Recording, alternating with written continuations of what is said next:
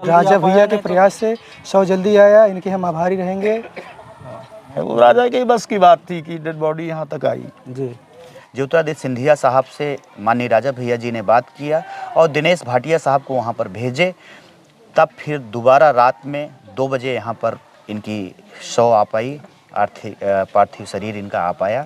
और खबर यूपी के प्रतापगढ़ जिले से है, जहां पर पूर्व कैबिनेट मंत्री कुंवर रघुराज प्रताप सिंह राजा भैया व एमएलसी गोपाल भैया के प्रयास से दुबई में जिंदगी गंवाने वाले रमेश पटेल का शव गुरुवार को चौथे दिन घर लाया गया। शव घर पहुंचते ही परिजन फूट फूट कर रोने लगे। वहीं परिजन और ग्रामीण राजा भैया व गोपाल भैया के प्रयास की सराहना करते रहे। अब आइए आपको बताते हैं पूरा मामला क्या है। दरअसल प्रतापगढ़ जिले के मानिकपुर थाना इलाके के पश्चिम के पूर्व डंडौली गांव निवासी रमेश पटेल पुत्र राम भरोसे पटेल दुबई में मेहनत मजदूरी करने गया था। वहां पर 14 अगस्त को संदिग्ध परिस्थितियों में उसकी मौत हो गई। इसकी सूचना उसके परिजनों को मिली तो उन पर मुसीबतों का बोझ टूट पड़ा। चूंकि परिवार की वित्तीय स्थिति बहुत कमजोर थी और रमेश का शव दुबई से लाना उनके लिए संभव नहीं था। इस पर परिजन जनसत्ता दल लोकतांत्रिक पार्टी के राष्ट्रीय अध्यक्ष व पूर्व कैबिनेट मंत्री कुंवर रघुराज प्रताप सिंह राजा भैया एवं एमएलसी कुंवर अक्षय प्रताप सिंह गोपाल भैया से मिले और बेटे का शव दुबई से घर लाने का आग्रह किया।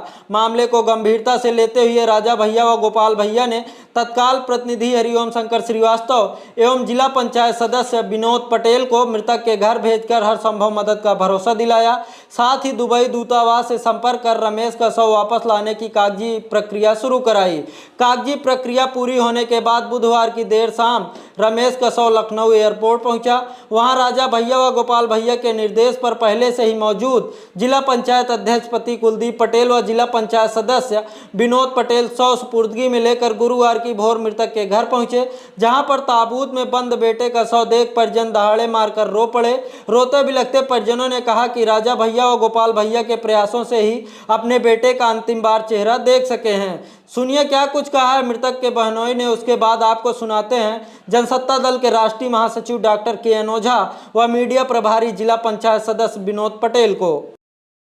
ये जो रमेश की मौत हुई है, कैसे क्या हुआ था? जी, रमेश की मौत 12 तारीख को रात में हमारी इनकी बात हुई 10 बज के कुछ मिनट पे। उसके बाद फिर इन्होंने बोला भैया हम आपको कॉल कर रहे हैं थोड़ी देर बाद। बोला लंच कर लूँ, उसके बाद कॉल आप पास कर रहे हैं। फिर हमारे पास कॉल 12 बजे कुछ समथिंग आई थी। उसके बाद दोबारा हमने देखा कि उनका डाटा बंद था। उसके बाद यहाँ पता भी नहीं चला और फिर मैंने पूरा फ़ोन किया, सब फ़ोन करते रहे बार बार कि भैया फ़ोन कीजिए, कॉल कीजिए। फिर कोई पता नहीं चला 13 तारीख को। फिर शाम को 14 तारीख को उधर से फ़ोन आया, किसी बंदे ने फ़ोन किया गांव में कि रमेश की हालत ख़राब है थोड़ा। और उसके बाद वहाँ घर पे बात कराया गया। बात कराने के बाद फिर हमें बताया नहीं गया कि क्या हुआ क्या नहीं। बोले ने कहा बात करा दीजिए, तो बोले वो ICU में रखे हुए हैं, अभी आपकी बात नहीं हो सकती। हमने कहा फ़ोटो आप भेज सकते हो, दिखा सकते हो कैसी क्या बात हुआ क्या नहीं। सुबह फिर 15 तारीख को सुबह वहाँ प्रेशर दिया गया सब कुछ, तो बोले आपकी उनका डेथ हो चुका है। और फिर हम कहले पूरा ऐसी बात हुई, समझ में आई उधर से बात से। फिर पूरा यहाँ से जोर लगाने के बाद कुछ काम नहीं हुआ। वहाँ कार्रवाई भी नहीं हो रही थी हमारी, सुनवाई। फ़ोन भी कपल नहीं उठा रहा था, ना सुपरवाइज़र उठाए, कोई बात वहाँ से नहीं मिल रही थी। फिर माननीय बेटी गए, वहाँ से माननीय राजा भैया के बताया गया सब कुछ कि ऐसी ऐसी बात है भैया यहाँ पे। फिर माननीय राजा भैया का सहयोग मिला और माननीय गोपाल भैया का सहयोग मिला, माननीय विनोद भैया का सहयोग मिला सारा दिन। उसके बाद वहाँ से पूरा इन्हीं से काम हुआ। उसके बाद पूरी बॉडी हमें मिली, बॉडी मिल गई। फिर पूरा यहीं के कारबैग से इनकी धन्यवाद माननीय राजा भैया को, माननीय गोपाल भैया को, माननीय विनोद भैया को, उनका हम सदा आभारी रहेंगे। और कुल मिला के राजा भैया के प्रयास से ही 100 हाँ जी, राजा भैया के प्रयास से 100 जल्दी आया, इनके हम आभारी रहेंगे। रमेश आपके कौन थे? रमेश हमारे साले लगते थे। अभी हमारी शादी जनवरी में 17 जनवरी के तिलक है, 25 जनवरी की बारात है। अच्छा, ऐसा पता चला है कि रमेश ही इकलौते घर के कमाने हाँ जी, रमेश इकलौते कमाने वाले थे। और उनके एक भाई हैं जो कि दिमाग से थोड़ा मेंटल है। अच्छा। उनसे कोई काम नहीं। उनके पिताजी भी हैं, उनकी माता हैं और उनकी बहन है छोटी। उनके पिताजी के 2 बार पैरालाइज मार चुके हैं, लकवा जिसको बोलते हैं, 2 बार मार चुके, ना बोल सकते हैं ना कोई कार्य कर सकते हैं अभी। अच्छा, राजा भैया के प्रयास से घर तो 100 आ गया है, लेकिन आप शासन प्रशासन से कुछ मांग करना चाहेंगे? हाँ, माननीय राजा भैया के बात से उनके सहयोग से बॉडी आ गई है। मगर हमारा इतनी गुजारिश रहेगी कि इन्हें अच्छा से दिलाया जाए, हर एक मुआवजा दिलाया जाए, कुछ इनका सहयोग हो, इसलिए कि इनके पास यही एक चारा था जरिया कि कमाने वाला, उनके पास कोई कमाने वाला जरिया नहीं है। अगर ये कमाएंगे नहीं, अगर कोई सहायता नहीं होगी तो इनका घर बर्बाद हो जाएगा। ये रमेश पटेल एक हैं डड़ौली पश्चिम पूर्वा के, इनकी डेथ हो गई थी दुबई में। राजा भैया के प्रयास से शव आ गया है, क्या कहना चाहेंगे? बहुत ही दुखद घटना है। और जैसे कि जानकारी हुई, हम लोग बूथ समीक्षा कर रहे थे, बेटी में ये लोग गए वहाँ, बताए जैसे ही बताए वैसे ही आदरणीय राजा भैया को गोपाल जी ने फ़ोन किया और तुरंत उस पर अब इतनी दुखद घटना है कि उसका एक भाई है, विकलांग है, यही कमाने वाला था, बाप को भी पैरालिसिस है, अभी हमको पता चला।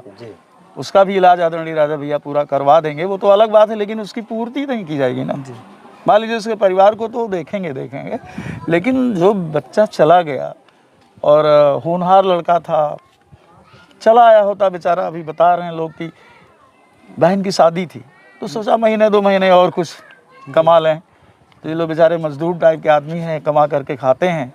ईश्वर ने बहुत बड़ी गाज गिराई है, लेकिन वही मदद भी करेगा। बहुत ही दुर्भाग्यपूर्ण घटना है, हम लोगों की बहुत बड़ी क्षति है। जी, जैसा कि आमतौर पर देखा जाता है कि जब विदेशों में लोगों की मौत होती है तो डेड बॉडी आने में काफ़ी समय लग जाता है, लेकिन देखिए, मैं तो बड़े गर्व के साथ कहना चाहूँगा इस बात को कि कभी आप पता कर लो, आप तो पत्रकार हैं, क्या किसी मजदूर की डेड बॉडी आज तक आई है? जी जी, अगर आई भी होगी तो वहाँ पे पैसा दिया होगा उनके साथियों ने। प्लेन में पैसे लगते हैं, दुनिया भर की बात होती है, डेड बॉडी देते नहीं, वही फ्यूनरल हो जाता है, वहीं दफना देते हैं। जी, लेकिन हमारे परिवार के मुखिया, हम लोग उनको कहते हैं, तो मुखिया का धर्म ऐसे निभाते ही हैं। वो राजा के बस की बात थी कि डेड बॉडी यहाँ तक आई। जी, ठीक। रमेश पटेल का शव लाने में आप लोगों ने काफ़ी मदद की है, कैसे क्या हुआ था, कैसे बॉडी आई, इसके बारे में थोड़ा सा बताइए विस्तार से। माननीय राजा भैया जी के पास से बेती कोठी गए 14 तारीख को, जब इनकी डेथ हुई थी। जब इन्होंने सारा प्रयास कर लिया, आर्थिक रूप से कमज़ोर होने के कारण और बहुत अच्छा सारा चीज़ ना होने के कारण इन्होंने अपने आप को बहुत असहज महसूस किया। बाद में आप गए माननीय राजा भैया के पास बेती कोठी, लेकिन माननीय राजा भैया लखनऊ थे। हम लोगों की समीक्षा बैठक चल रही थी। आदरणीय गोपाल जी जो एमएलसी प्रतापगढ़ हैं, कुराच्छा प्रताप सिंह जी, उन्होंने तुरंत इन सब सारी चीज़ों पे बात किया। वहाँ एम्बेसी से कोई मदद नहीं हो रही थी और यहाँ से भी इनको कोई मदद नहीं हो रही थी। माननीय राजा भैया ने एम्बेसी में बात की, मेडिकल डिपार्टमेंट में बात की, जहाँ पर इनका पोस्टमार्टम हुआ। पूरी प्रॉपर सारी चीज़ें वहाँ पर अपने लोगों को भेज करके एयरपोर्ट तक इनकी डेड बॉडी, सारे डॉक्यूमेंट्स यहाँ से हम लोग इनकी एनओसी बनवा के भेजना पड़ता है, कैंसिलेशन पासपोर्ट का कराना पड़ता है, तब गवर्नमेंट वहाँ से मूव करती है। कल हम इस क्षेत्र से, जो डड़ौली ग्राम सभा ये हमारी जिला पंचायत क्षेत्र में है, वैसे भी माननीय राजा भैया जी का हमेशा से पिछले 29 साल से जो राजनीति का कैरियर रहा वो सेवा नीति पे आधारित रहा। और वो हमेशा कहते हैं कि जन प्रतिनिधि जो होना चाहिए वो जनसुलभ होना चाहिए, और उन्हीं से सीख करके उन्हीं के निशान पे कदमों के हम लोग भी चलने का प्रयास कर रहे हैं कि जो हम लोगों को दायित्व दिया गया है, क्षेत्र की जो जिम्मेदारियाँ दी गई हैं, विकास के साथ साथ बहुत सारे ऐसे सुख दुख होते हैं जिसमें एक जनप्रतिनिधि का होना उनके लिए एक आर्थिक तो मदद हो जाती है कहीं से भी, लेकिन उनको मानसिक मदद देना ये सबसे बड़ी चीज़ होती है जब वो सफ़र कर रहे होते हैं। हम लोग एयरपोर्ट लखनऊ गए, कल 5:30 बजे फ़्लाइट थी दुबई से, 10:45 पे आनी थी, लेकिन टेक्निकल फॉल्ट के कारण फ़्लाइट नहीं आ पाई। दूसरी फ़्लाइट में इसलिए नहीं शिफ्ट हो पाया कि 35 पैसेंजर्स फुल थे। तब फिर उसके बाद में ज्योतिरादित्य सिंधिया साहब से माननीय राजा भैया जी ने बात किया और दिनेश भाटिया साहब को वहाँ पर भेजे।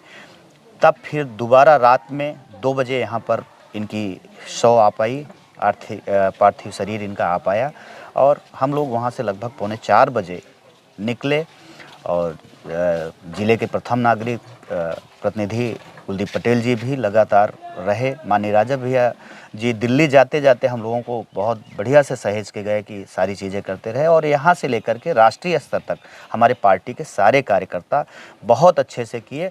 और ईश्वर न करे कि ऐसी दुखद घटना किसी के साथ में हो, लेकिन जनसत्ता दल हमारी पार्टी के सारे पदाधिकारी, सारे कार्यकर्ता इस तरीके की कभी भी कोई घटना किसी के साथ में होती है वो हमेशा बढ़ चढ़ करके वो करेंगे, और सेवा नीति को जो पिछले 29 साल से आता रहा है उसको हम लोग मेन मूल मंत्र बना करके काम कर रहे हैं, उसमें निरंतर करते रहेंगे। जी बिल्कुल, आज भी देख रहे हैं कि यहाँ पर राष्ट्रीय स्तर के पदाधिकारी इनके घर पहुँच रहे हैं जनसत्ता दल के, कहीं ना कहीं इसमें बहुत बड़ा सहयोग राजा भैया का रहा है। उनकी तो ये नीति में ही शामिल हो गया है, और इनको आर्थिक रूप से भी वहाँ पर जो सुपरवाइजर से बात किया, जिस कंपनी में बात कर रहे थे, इनके पिताजी का अकाउंट लिया गया है, उसमें वहाँ से सारे पैसे आएंगे, और इनकी 13वीं में और जो भी अभी खर्च लगेगा उसका सारा का सारा आर्थिक सहयोग माननीय राजा भैया जी और हमारी पार्टी कर रही है।